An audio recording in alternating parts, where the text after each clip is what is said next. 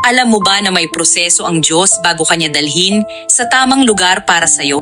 Kung hindi mo pa ito nararanasan o nararamdaman, maaaring hindi ka pa tinatawag ng Diyos upang pumasok sa makipot na pintuan. Sapagkat ang mga taong nagsisimulang maglakbay sa spiritual na buhay ay nagiging sensitibo sa simpleng biyaya mula sa Diyos. Nararamdaman nila ang pagmamahal ng Ama sa pamamagitan ng maliliit at biglaang pagpapala na dumarating sa kanilang buhay. Dahil sa Diyos lamang sila umaasa sa araw-araw nilang pamumuhay at unti-unti nilang nararamdaman kung alin ang kalooban ng Diyos at alin ang sarili lamang nilang kagustuhan.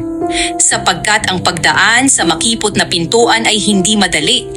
Para kang kinayod na niyog na kailangang pigain upang lumabas ang purong katas. Gaya rin ng ginto na dumaraan sa apoy upang maihiwalay ang hindi tunay. Ang tao kasi, hanggat hindi dumaraan sa matinding proseso, mahirap niyang maramdaman ang tunay na pagmamahal ng Diyos sa kanyang buhay.